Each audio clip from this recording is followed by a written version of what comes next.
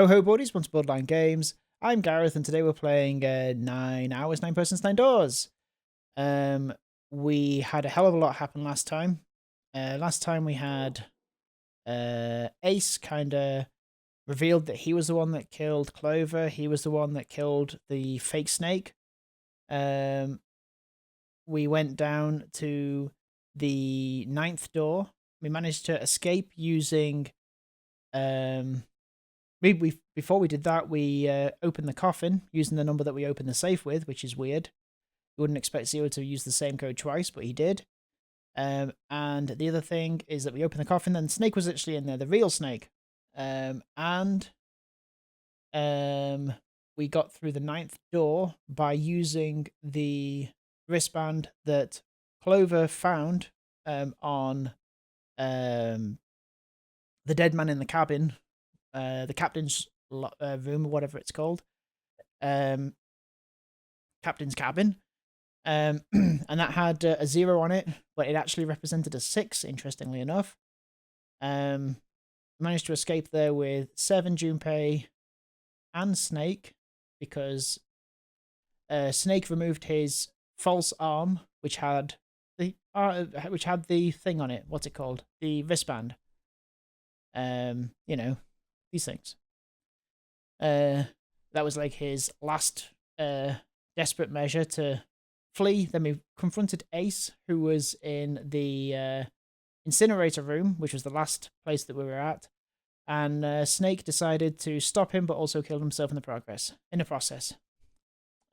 Saving 7, Junpei, and Lotus. So Junpei is now promising to go back to get Santa and June. And 7's like, "You're gonna bring them here? How?" "Don't worry about that. Just stay here and wait. Alright?" He began to walk again. He looked over his shoulder and watched 7 and Lotus grow smaller and smaller. They stared back, not moving. He wasn't sure if they could. He turned around again. He knew where he was going. "I saw an elevator on the way here. If I can get it to work, then maybe." Before long, Junpei found himself in front of the elevator. Next to the door was a button with a triangle on it. "Please work." He pushed it and the door opened.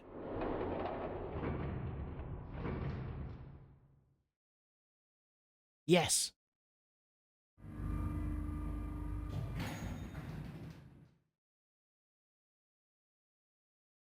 Junpei was in the large hospital room.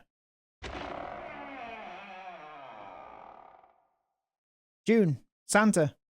He kept calling and walking to the center of the room.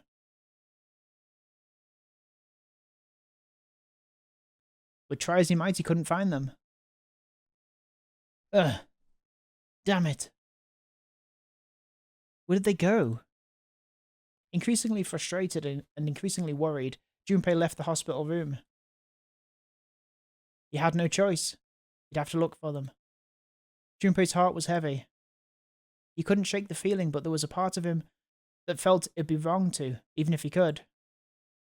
Hang on a second. Like, if he's got an elevator that goes all the way to the hospital room, then why didn't we see that elevator to come down?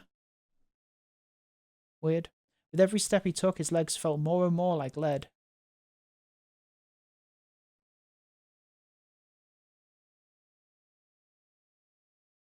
Is Junpei just going to die here?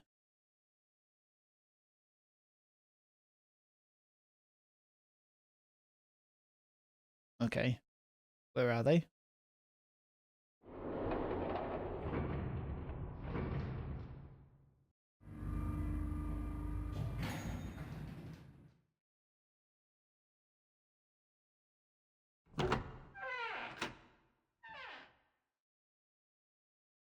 Sometime later, Junpei found himself at the chapel. He stepped inside, expecting to find nothing. But there on the red carpet in the center of the room. June! No, codenames didn't matter any longer. She was Canny. Canny! Junpei cried her name and ran. Like lightning, he ran across the room toward her. Canny! He stumbled to a stop. As he looked down at her body lying so still on the floor, he felt the icy grip of fear upon his heart. She was still. So very still. No, it can't be. It's impossible. Slowly, Junpei bent down toward her. His hands shook, and he felt very cold and very hot at the same time. He forced himself to look. Her back. Her back was moving. Slowly it rose and fell. Relief washed over him. Canny. Junpei reached down and gently, very gently lifted her up. Canny, you alright? Junpei. Her face was pale, and her lips were dry and cracked. Her eyes were blank and cloudy. They stared straight at Junpei but saw nothing. Trembling, Junpei wrapped his arm around her back. She was cold. Very cold. Junpei tried to convince himself that it was only his imagination, but she felt as though she was fading away. He felt. He could feel his heart pounding frantically in his chest. Oh, I see. She literally felt. As in when he was holding her. Oh man, Canny. What the hell happened to you? You feel... Junpei, I'm sorry. Her voice was very faint. I might not make it. No way. No way am I going to let you die. I'm going to save you, I promise. Thank you, Junpei. Thank you so much for everything. I was really happy to see you again, Junpei. Really happy. Don't give me that. I was crap. You're going to see me again lots more times. This is the exact same dialogue from before, isn't it? From when we were at the submarine room. You've just got to hang on a little. All right, Canny. Junpei, did you know? You meant a lot to me when we were kids. I've liked you for a long time, Junpei. A really long time. Junpei's vision had gone blurry. It took him a moment to realise his eyes were filled with tears. He could feel a piercing point in his heart. Deep in his heart, like a white-hot flame. He looked down at Akane. Game over.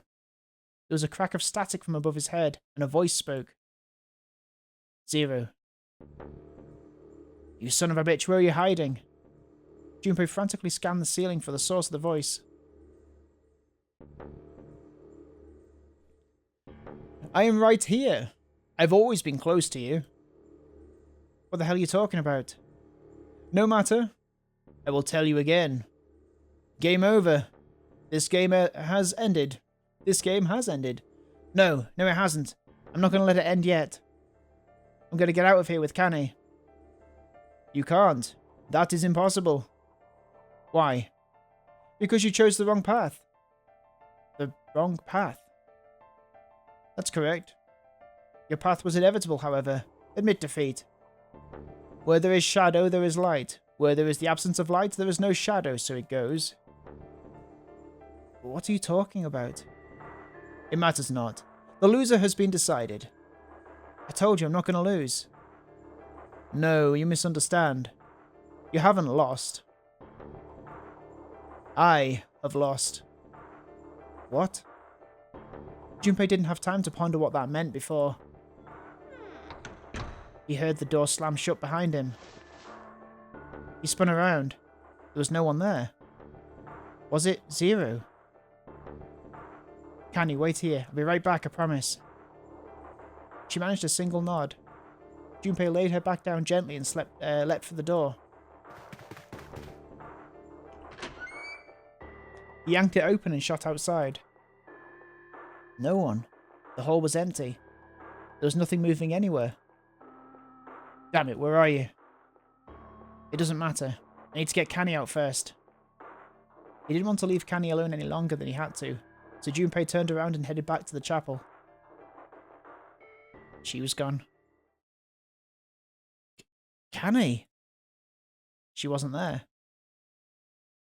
She wasn't anywhere. She'd been lying there on the floor just moments before, and now she was gone. Oh, God. No, no! Where is she? Canny. Canny. Canny. Canny! I can't help myself! His cries split the heavens themselves. He screamed until his voice gave out. And he screamed some more. But there was nothing. No answer. His voice faded away, and all that remained was cold, unfeeling silence. That was when he noticed it. A strange smell. One he'd smelled before. Wait, this is... Oh. White smoke. 9 seconds later, Junpei's mind winked out. 9 seconds.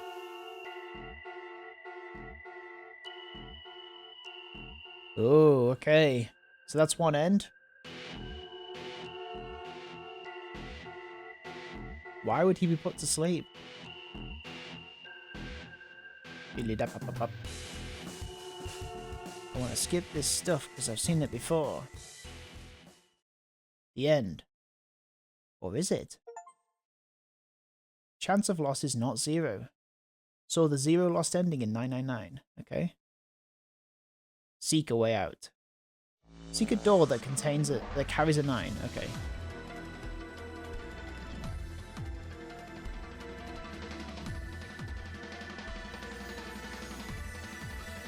Let's skip it. Right, okay, so... Saw all previews in 999. Oh, is that something I should have watched? Oh, never mind. Would you like to save the info you obtained during this playthrough? After saving, the game will restart from the beginning. Okay. So access the flowchart or return to the screen to start from the beginning. Okay.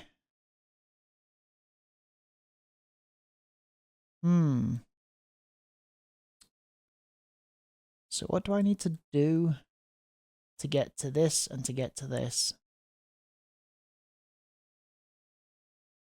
So is this the true ending here? Locked and unlocked. So this is locked. Unlocked. So does that mean I can go this way?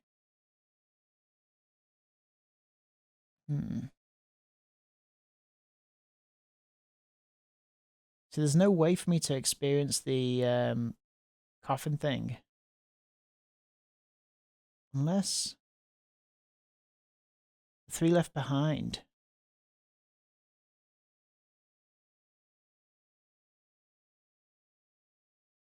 So if this is unlocked, let me just see if this is going to work.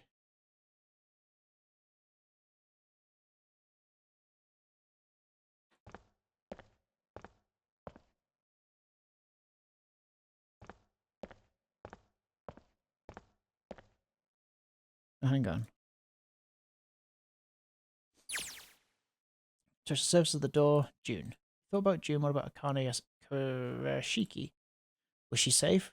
That was all that mattered to him. If she was alive, if she had escaped this horrible boat, that was what Junpei prayed for. Seven came up next to him. He pulled off his hat, scratched his head and sighed. So what do you want to do, Junpei? What do you mean what do we want to do? What can we do? Seven opened his mouth to respond when... So, can I open this now? A noise echoed through the room. Someone was pounding or something, on something vigorously. It wasn't mechanical, it was certainly human. Junpei and Seven looked at one another. What the hell is that? Shh, quiet! Clover motioned to Seven to be quiet.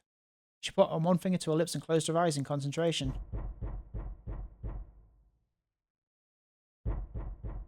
Three of them listened, trying to determine where the sound was coming from. Where is it coming from?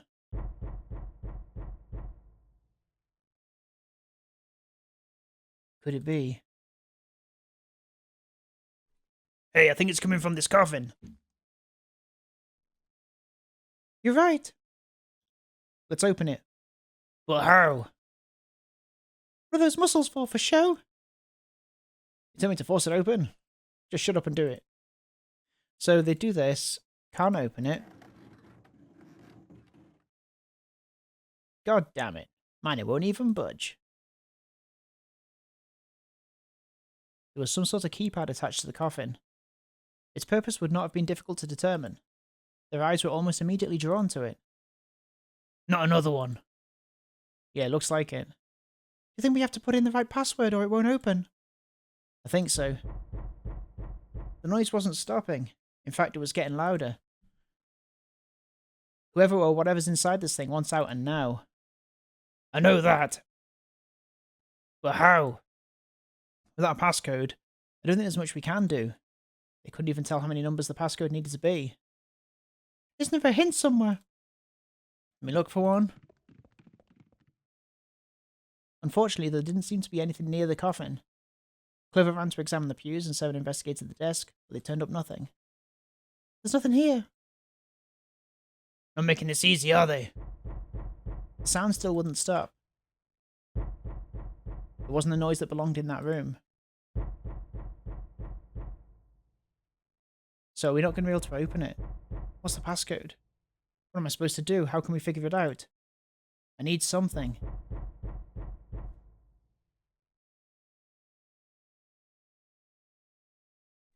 The world blinked. Suddenly there was a voice inside of Junpei's head. Oh, wow, okay. Okay. Truth had gone, truth had gone, truth had gone. Now truth is asleep in the darkness of the sinister hand. What the hell was that? That voice? Junpei was utterly and completely baffled. Huh? What? What's up? Seven and Clover ran over to him, but Junpei didn't know what to tell them. If he told them that he'd heard a voice, they'd laugh, or worse, they'd think he was going insane. So all he said was, "Oh, nothing." He cleared his throat a little too loud and looked pointedly down at his bracelet. There were a pair of small buttons protruding from either side of it. He pressed the buttons. Oh. Truth. It's this one, isn't it?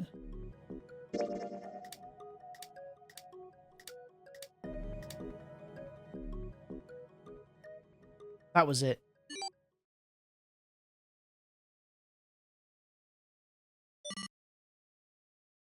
Eight numbers blinked on and then off on the bracelet display. Junpei checked one last time.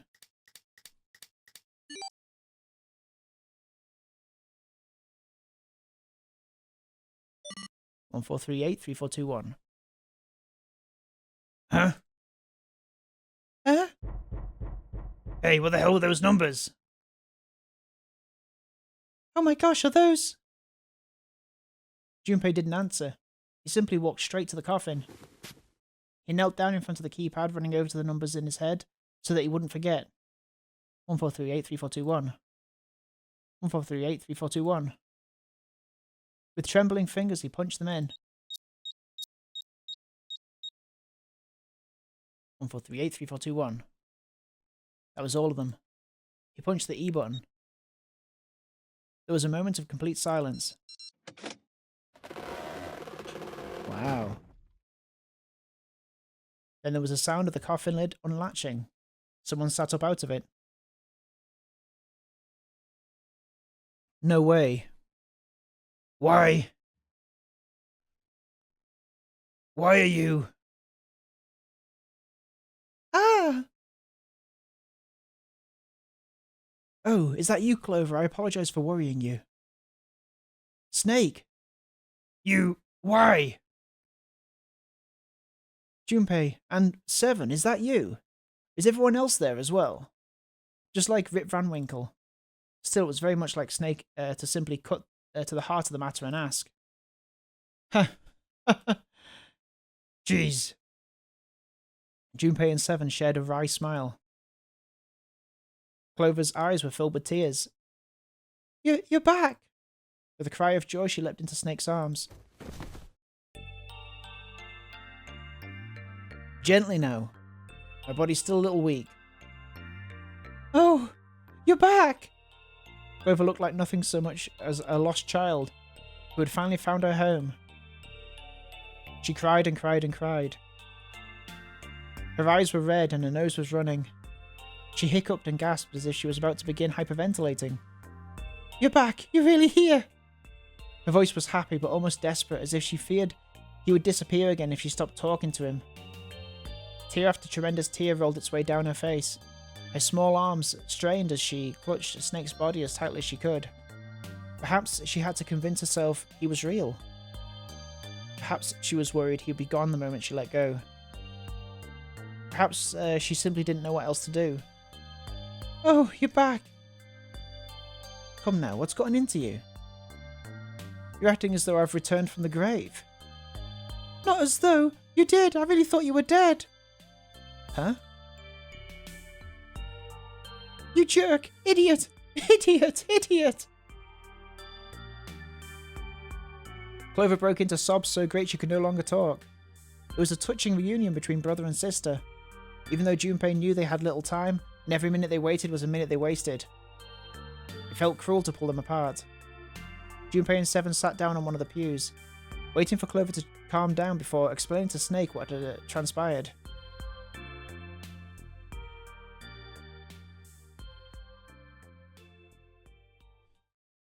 "I see. I believe I understand things rather well now. Thank you. In the shower room there's a dead body wearing my clothes. Because of that you thought I was dead, correct?"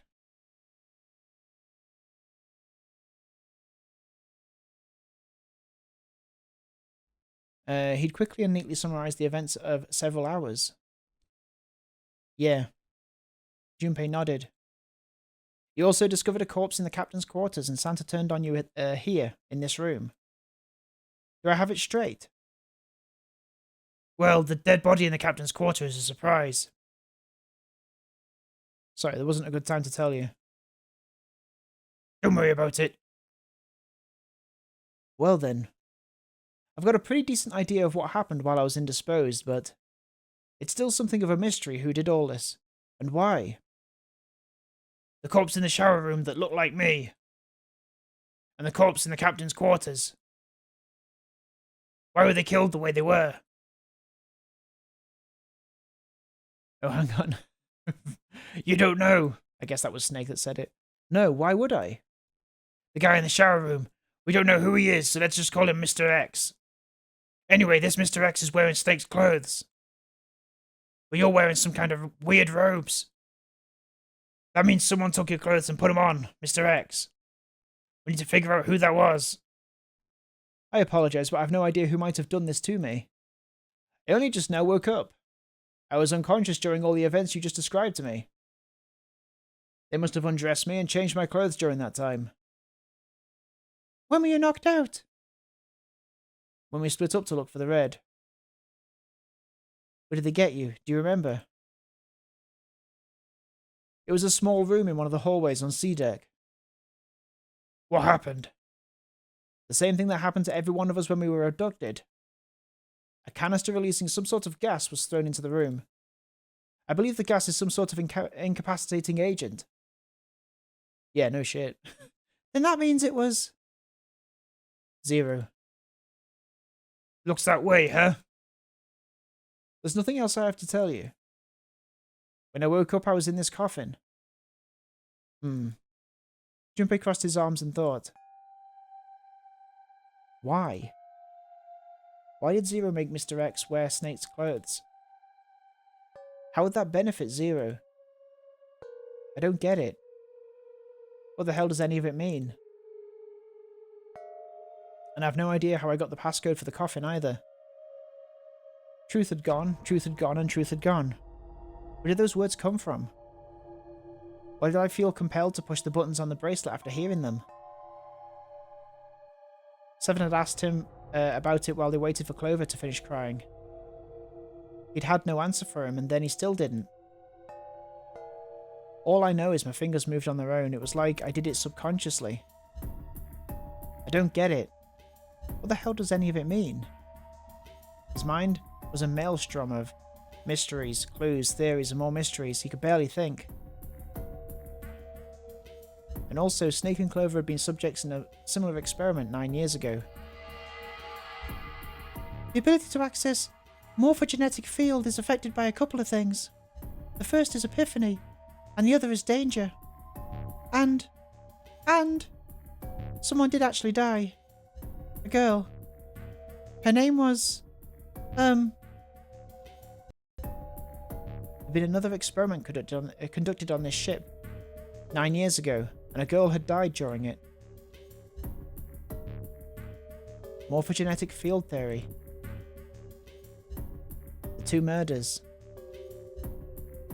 Switching clothes. The nonary game.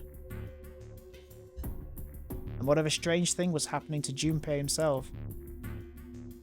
The maelstrom in his head spat out words and ideas that disappeared back into it almost as soon as he grasped them. But as he struggled through them, Junpei began to realize something.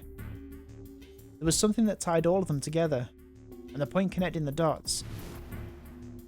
Zero.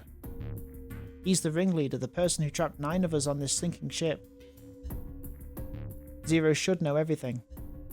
If we can uncover Zero's identity, all of our questions will be answered.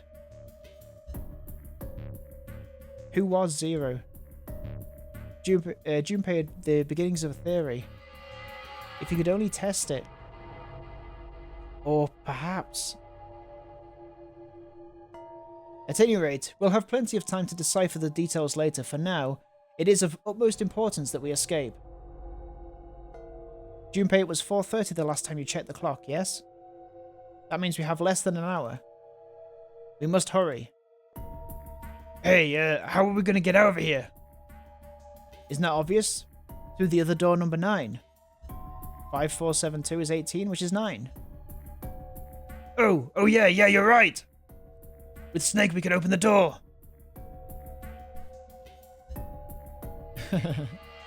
Don't tell me you hadn't figured that out. As they sniped back and forth, Junpei glanced at Snake's left hand. He was wearing a bracelet with a 2 on it. Come on, you gotta tell me these things. I assumed you'd figured it out. Yeah, forget it. Let's just get going. 7 stomped off toward the smaller number 9 door. Clover, Snake, and Junpei followed. 7 quickly laid his hand on the red. An asterisk appeared on the screen. Junpei and the others followed suit and laid their hands on the scanner panel. Soon there were 4 asterisks on the screen. 7 glanced at them, then laid his hands on the lever of the red. Alright, you guys ready to go? Yes. Yep. Junpei paused for a moment. Not yet. Huh? Before we go in, I'd like to check something. You want to check something? Yeah, but before I do, 7, could you pull a lever? I want to make sure we can verify with just the 4 of us. What do you mean? We don't need... Just do it, alright? But if the door opens, don't go in yet, okay? Please, this is really important. I really need to check this, okay? Work with me here. Junpei looked directly into 7's eyes. The older man looked back for a moment, then nodded. Fine.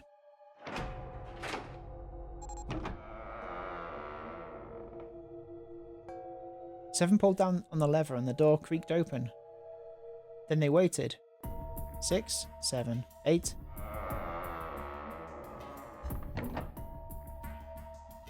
After 9 seconds, the door closed. Alright, that means the 4 of us can go into door 9. So? We knew that already, it's obvious. Obvious? Yeah, you're right, it is. Now what happens if we add Zero's bracelet? What? Zero's bracelet? Why don't you take it out, Clover? For a moment, Clover looked surprised, but she recovered quickly and stuck her tongue out at Junpei. So you did know I had it? I picked it up because I thought it might be useful sometime. She reached into one of her pockets of a voluminous jacket, is that how you say that? And produced a bracelet. Junpei took it from her and turned it to 7. Turned to 7. This was on the left hand of the corpse in the captain's quarters. If you look at it, you can see it's got a 0 on the face. Just to make this a little easy to talk about, I'm going to call the guy we found dead in the captain's quarters Cap. Then I should be able to open door 9 with just me, Clover, and this bracelet. 5, 4, and 0 is 9. But the big question is, if Cap is the mastermind of the game, would he really have put one of these bracelets on? Anyway, let's just give it a shot. Clover, give me your hand. Okay. Now the captain's bracelet. And pull the lever. However, the door didn't open. The reds display red error. I knew it. Now what does this tell us? Maybe the bracelet has to be on your wrist in order for it to work. No, that's impossible. Did you see how the panel showed a third asterisk when I scanned Cap's bracelet? Whether or not it's on your wrist doesn't matter. All you have to do is put the bracelet near the panel for it to register. Seven waved his bracelet in front of the scanner panel. Sure enough, a single asterisk appeared on the red. Looks like you're right. See? So what does that mean? There's only one possibility. That bracelet isn't the number 0. Is that what you're saying? That's right. Then what number is it? Let's find out. Scan the bracelets with this combination. So it was Snake and Junpei, 7 and Junpei is what it was last time. Let's try 7, me and Cap. 7, Junpei is 7, plus 5 is 12, 1 plus 2, 3. This combination opens the door, then Cap's bracelet is number 6.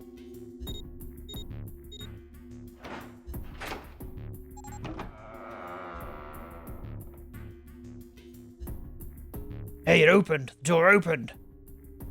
What? Why? What does it mean? Both 7 and Clover seemed rather shaken. As they turned to look at Junpei for answers,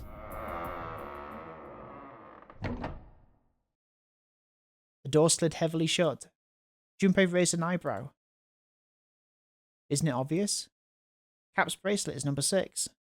7 plus 5 plus 6 is equal to 18. 1 plus 8 is equal to 9.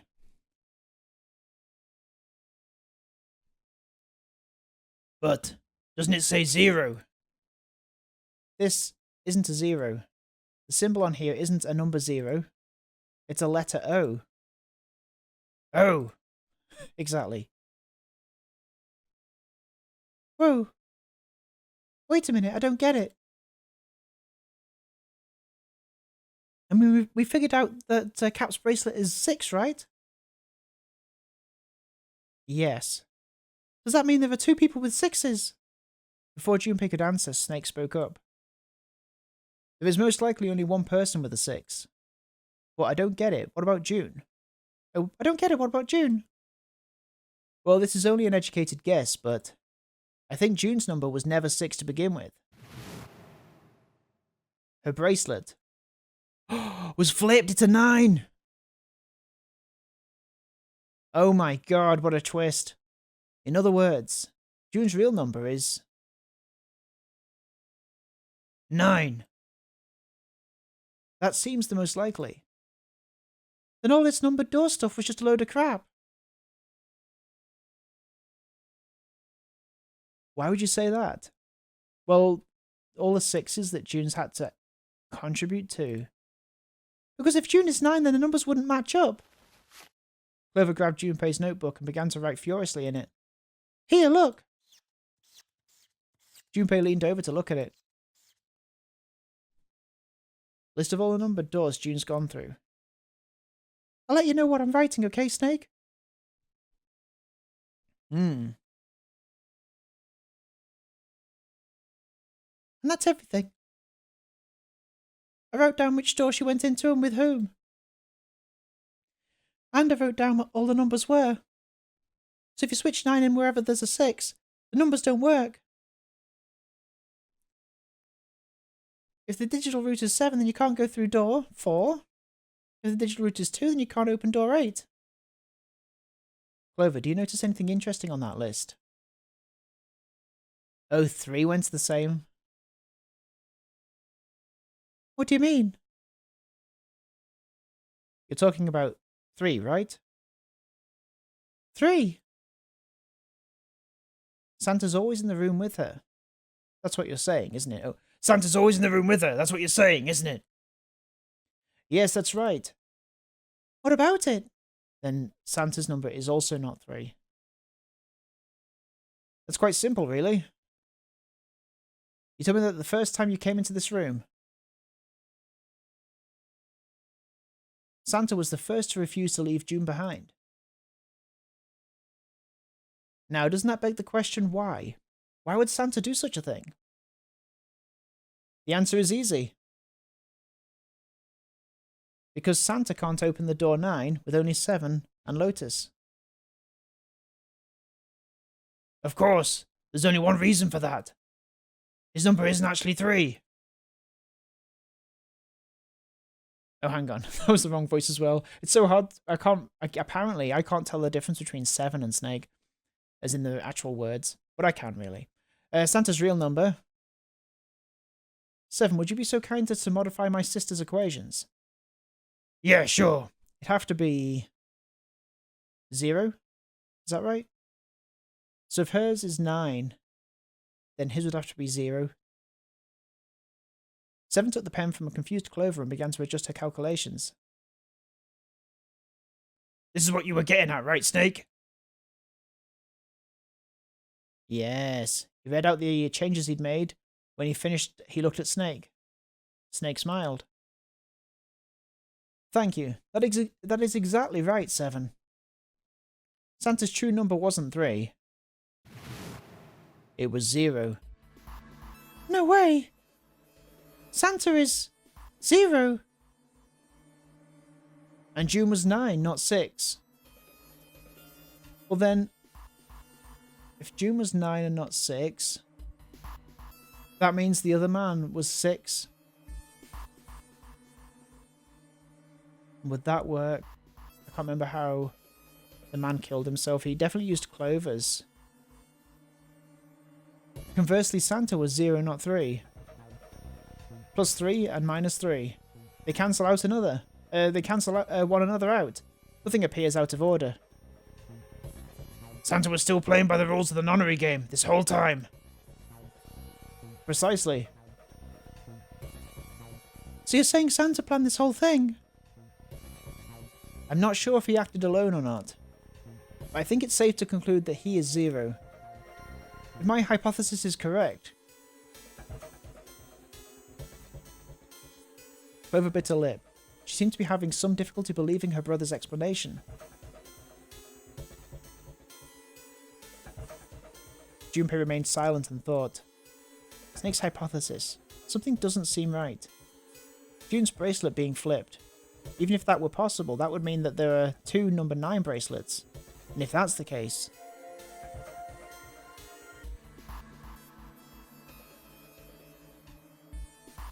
That's true because... if 0 is 6... then that means that the man's one can't be 9 or 6, it has to be 0. No, it can't be 0, it has to be 3. And would that have worked? I don't know. Okay. Alright, that's enough talking. Let's go. It's high time we went through that door.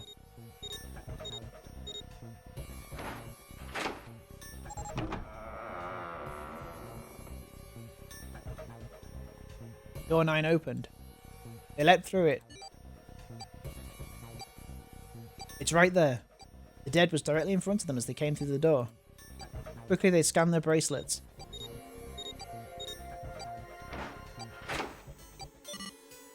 And the detonator stopped.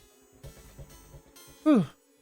After pausing for a moment to catch their collective breath, Junpei and his companions headed down the long hallway in front of them. Alright, let's keep going. At the end was a set of stairs leading down into the ship. I think these stairs go to the bottom deck. They leaned out and looked over the side. Looks dry.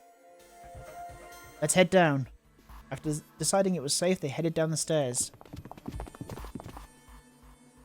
Before long, Junpei and his companions found themselves at the bottom deck. They turned left into another hallway, at the end of which they found another door. Hey, it's And of course there was a symbol engraved over the keyhole. It looked like the sort of harpoon one would use to hunt fish, the kind with 3 prongs. Is that Neptune then? No. Snake traced the shape of it with his fingers. Oh, it is.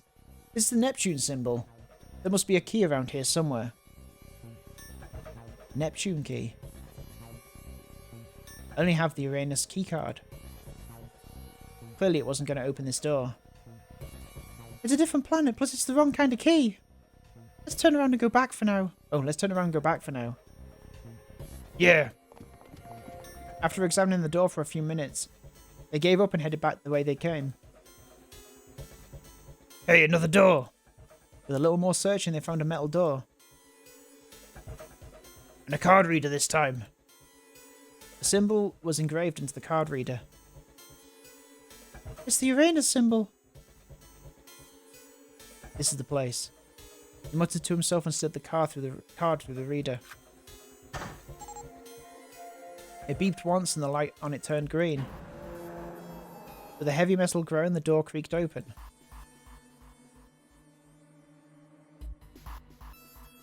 Junpei, Clover, Snake and Seven looked at one another, nodded and stepped through.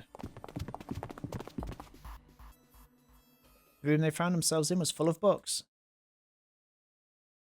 Wow! It's totally full of books. There's so many I don't know where to look.